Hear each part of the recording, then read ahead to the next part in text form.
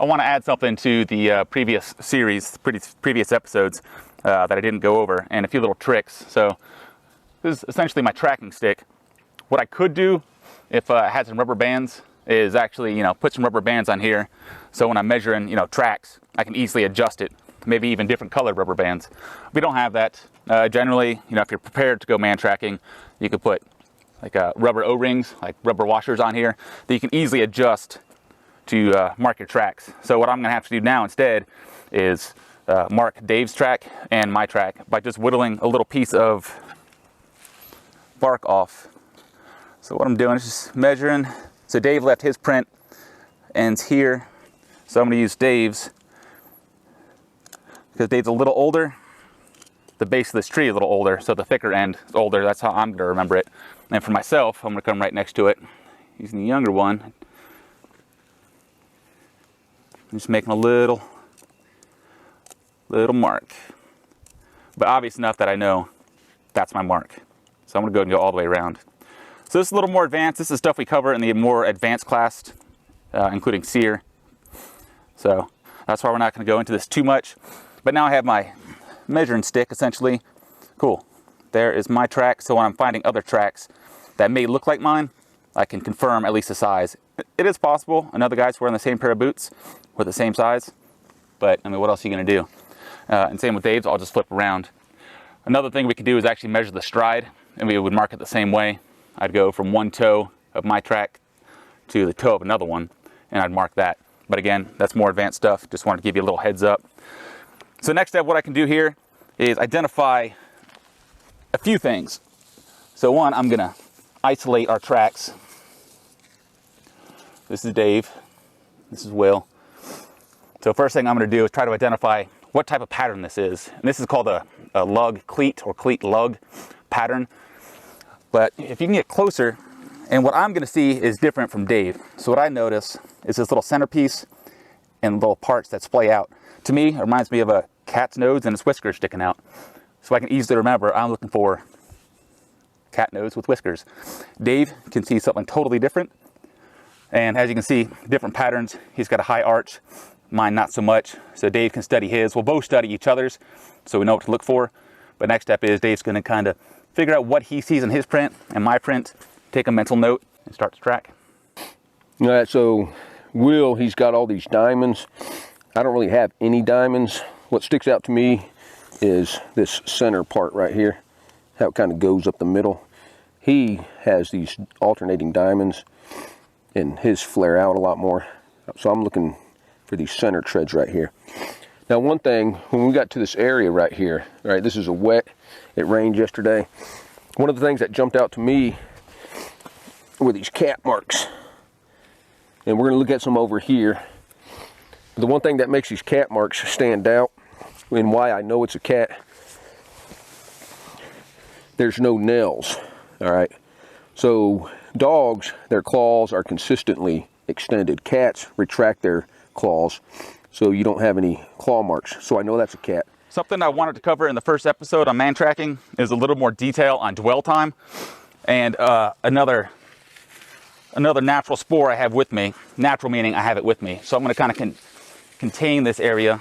And the three things I want to focus on is this unusually large or wide terminal point or front part of my foot, this little kind of concaved area, and also this oval.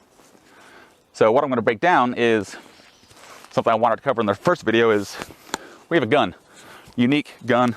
Not everyone has the same gun. So what I can do is come up here and kind of compare, like, oh, that fits perfect. That was probably my gun. But what's all this other stuff? Well, this other stuff is, it's me coming here, taking a knee to think. Okay, so I got my knee imprint. And also, while we're looking around, it's very normal for us to kind of, perk up, get off our knee, look around.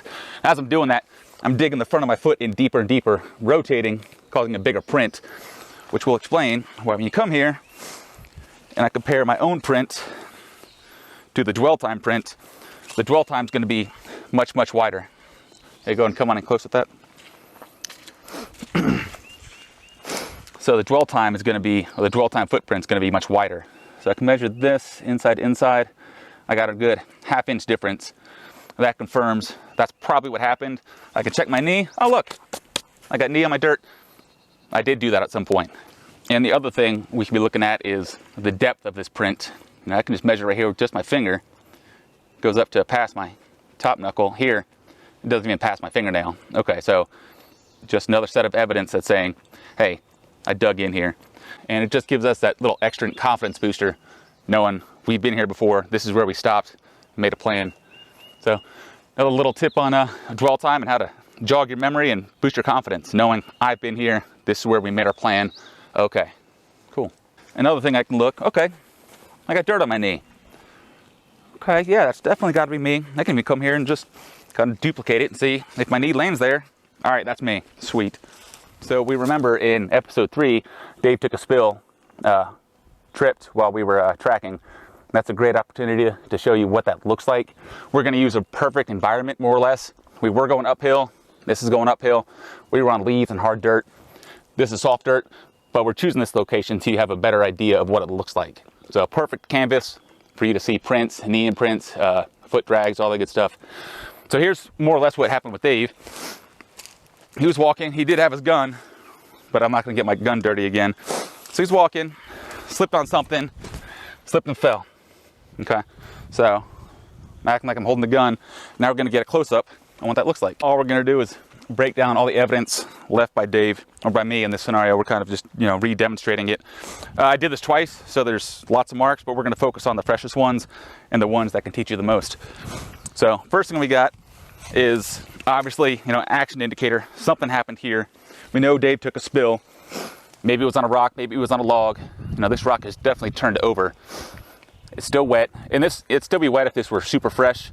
In this scenario, it's the next day, but that's something you can look for is, moisture on the rock. And then I got here, this is clearly a handprint.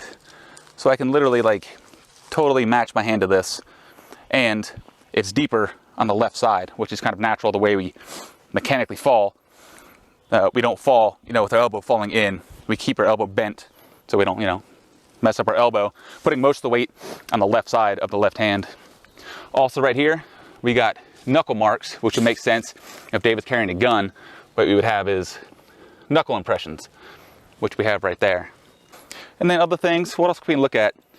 Looks like we have a knee imprint, another knee imprint, and kind of like a peeled layer of dirt, which tells me something dragged across this. So that's what this would look like in a perfect situation. So let me kind of just reenact what that looks like. So I've got my knuckles here, my hand there, knee here, that's the second one, and knee there. So that's basically how I fell. So I landed, my foot dragged, knees landed, hands landed, and that's your action indicator.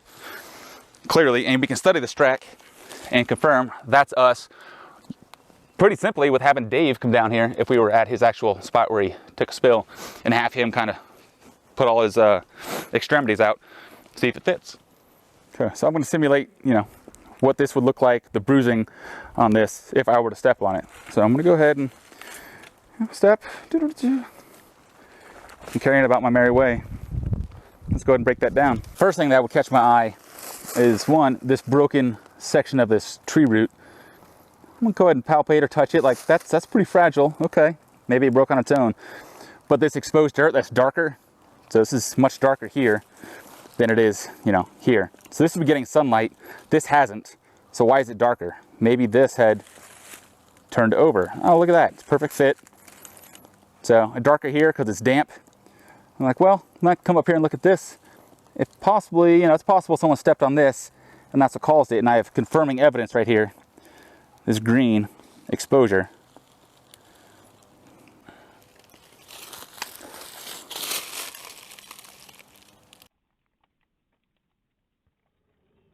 Green exposure stands out to me. And also, if I go ahead and roll this here, I'm like, well, if someone were to step, this is probably going to come here, which means maybe there's some bruising or some weakness right there. Yep, looks like someone had stepped on this, rolled the log, exposed some of the bark or the innards under the bark. Okay, so that's how this would look. And also I have some more, it's kind of aerial ground spore, came from up here, but landed on the ground. This very likely came from here. Makes sense, matching leaves, it's fresh, it's damp. This is a fresh track. As you just freaking saw, because I just did it.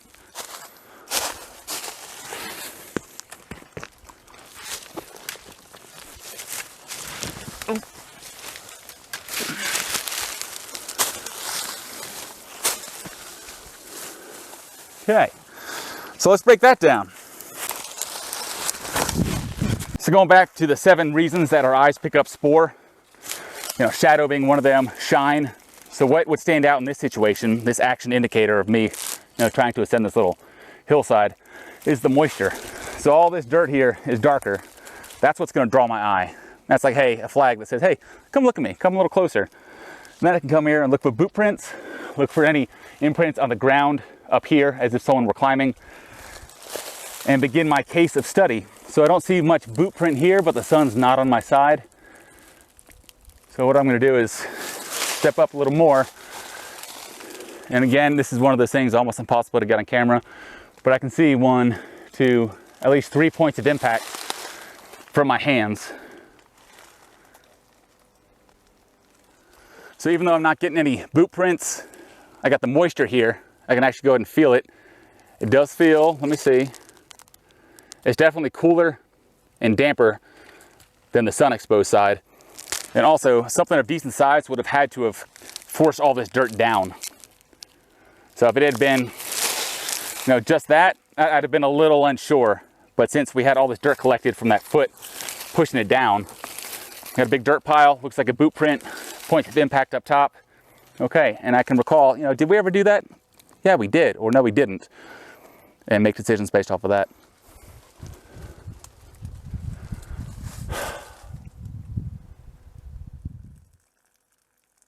So a lot of what we're doing today is, you know, I'm laying down spore and evidence so you can actually see what it looks like. Just drained myself, feel a lot better. If this were on, you know, the north side of a mountain, there's a good chance this would still stay damp for a couple days. North side of the mountain, minimal sun, especially during the winter. So this is a good chance it's urine. Before I get down there and start smelling around and touching it, you know, I'm a guy, I understand urine splashes. It's a pain. If you're a guy, you understand that. So this is all damp, but I can also see lots of little speckles of basically a splash pattern, which tells me whatever created this was from a higher elevation. So it definitely wasn't something that just kind of landed here and just poured out. Something splashed here, probably urine. So I have had asparagus in the past 48 hours. Does have a nice little musky asparagus smell. But before I even do all that, what I should have done is ask Dave if he thinks he peed here, so I'm not messing with his pee. But should have stopped. Okay, is this somewhere where I would have peed? Do I remember peeing here? You know, if I do, that's awesome. That's awesome. Now I'm fresh on, you know, good tracks. If not, you know, reconsider the situation and, you know, make a new plan. Stop, you know, sit down, think, observe, plan, and go from there.